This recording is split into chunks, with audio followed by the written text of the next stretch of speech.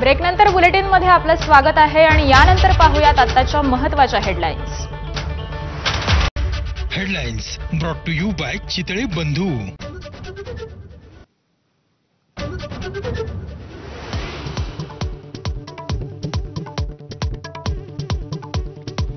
मुंबईत होणाऱ्या मराठा मोर्चा विरोधात मुख्यमंत्री फडणवीसांनी कट रचल्याचा मनोज जरांगेंचा गंभीर आरोप. मराठा आरक्षणासाठी मुंबईत मोर्चा काढण्यावर जरांगे ठाम.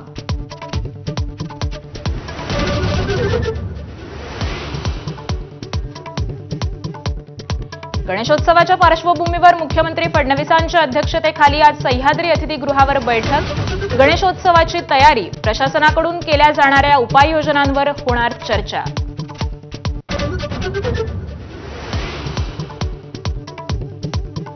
कबूतरखाना बंदी प्रकरणी आज मुंबई उच्च न्यायालयात सुनावणी. हायकोर्टातील सुनावणीनंतर जैन समाज पुढील दिशा ठरवणार, तर दुसरीकडे मराठी एकीकरण समितीचं आंदोलन.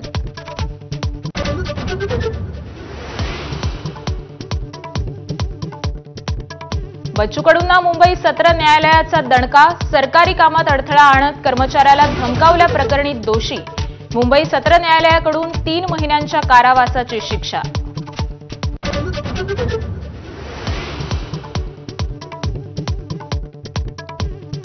शरद पवारांच्या राष्ट्रवादीच्या मंडल यात्रेचा आज भंडाऱ्यात समारोप. प्रदेशाध्यक्ष शशिकांत शिंदे, आमदार रोहित पवार, आमदार जितेंद्र आव्हाड यात्रेत सहभागी होणार.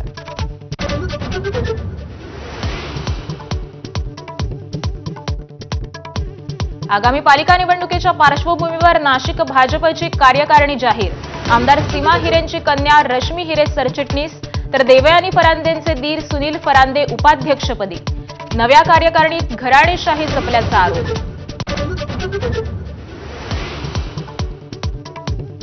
देशात आणखी 4 नवीन सेमीकंडक्टर प्रकल्पांना मंजुरी. केंद्रीय मंत्रिमंडळाच्या बैठकीत मोठा निर्णय. देशातील विविध शहरात 6 सेमीकंडक्टर प्रकल्प आधीच मंजूर.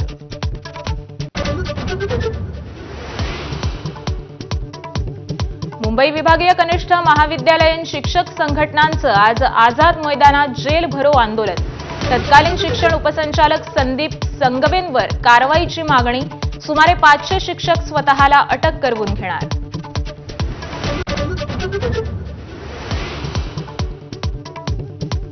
शेअर मार्केटमध्ये झालेला तोटा भरून काढण्यासाठी तरुणीची सख्या बहिणीच्या सासरी चोरी. 1.5 कोटींचे दागिने घेऊन झाली फरार. गुजरातहून अवघ्या 12 तासात तरुणीला अटक.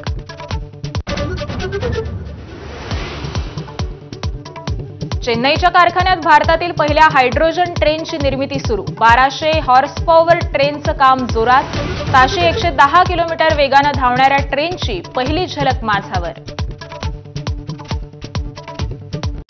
Headlines brought to you by Chitale बंधू.